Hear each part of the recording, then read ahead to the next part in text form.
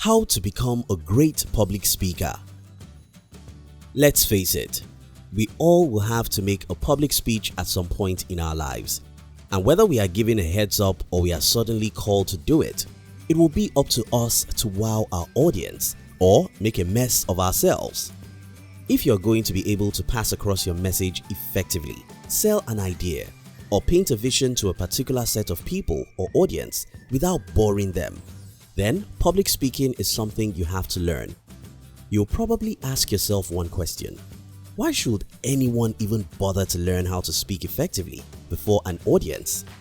You see, everyone has a message and everyone has an audience, but not everyone's message is special or unique.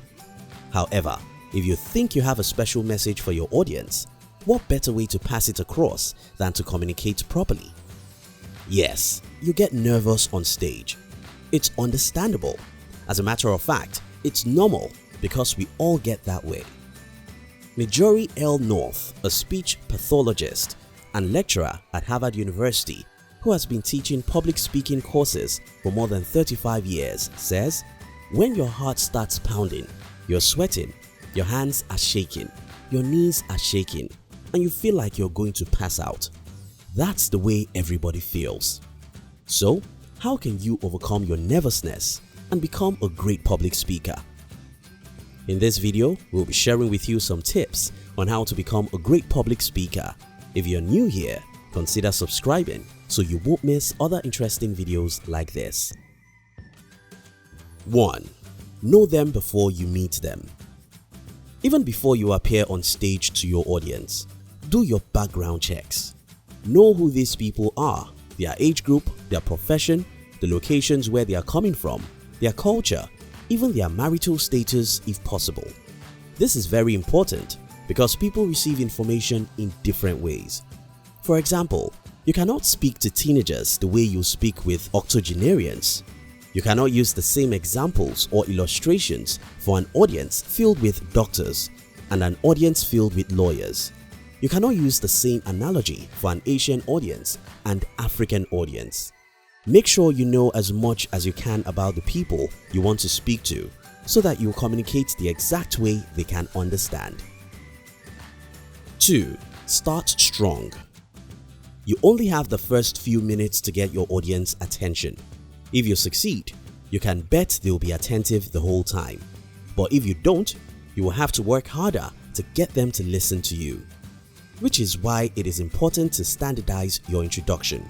As a matter of fact, prepare your introduction and rehearse it word for word until you can deliver it in your sleep. According to a top TED Talks research done by Vanessa Van Edwards and her team at Science of People, the team reported that the ratings overall, who people liked overall and who they didn't like, matched whether they had watched the first 7 seconds or the full talk. We think the brain actually decides as soon as that person takes the stage and begins speaking, you know what, I'm gonna like this talk. Ever heard the phrase, knowledge conquers fear? When you take out to know exactly what you're going to say within the first 3 to 5 minutes of your talk, you push nervousness away.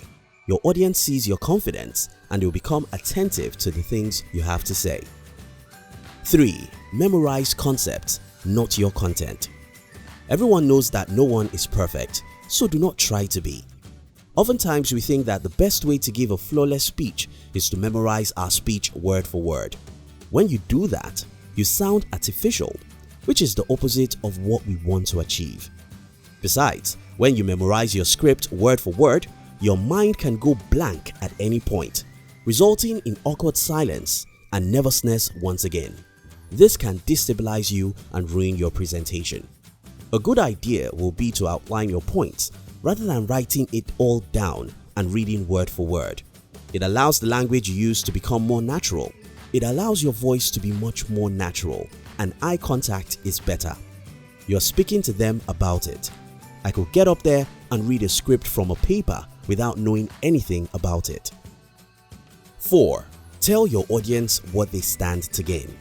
When people attend conferences, seminars, and other talk events, they do so with the intention of learning something new and getting inspired by the speaker.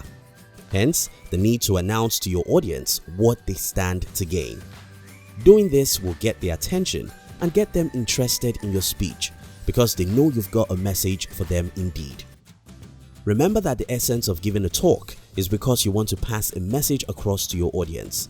So do not get carried away with your speech that you forget to pay attention to your audience and offer them valuable solutions to their needs. 5. Engage with your audience.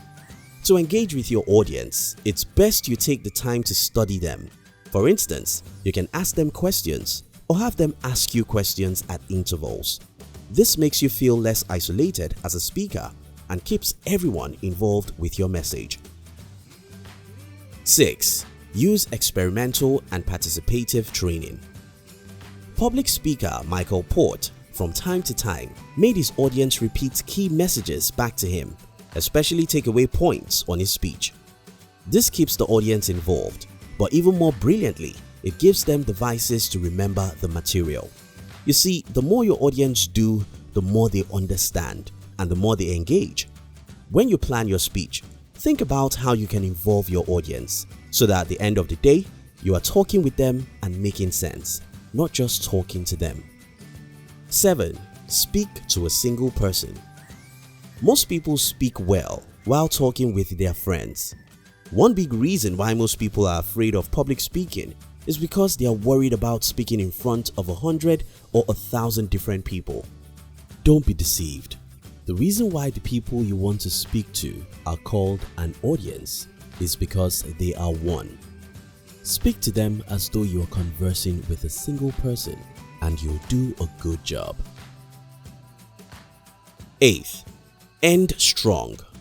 Give people a list of 7 or 10 things and ask them few minutes later to remember 3 of those things in the list. Chances are that most people will remember the first 2 and the last thing on the list. The reason is because we pay attention to the beginning and the end of things. As a speaker, if there are 2 important things you have to plan so well about your speech, they are the beginning and the end of your speech. The first and last impressions determine how people feel about your speech. End strong. Summarize the whole points and give them some great ideas as they take home. Now this is it. The take home in this video is plan your intro and outro and everything in between will be well. Thank you for watching our videos. We'd like to give you another interesting video for you to enjoy next. But before then, our team will be very happy if you can like this video and share it with your friends on social media. If you're new here, don't forget to subscribe so you won't miss other interesting videos like this. Look at your screen now to see 2 other videos we handpicked for you to enjoy next. We love you.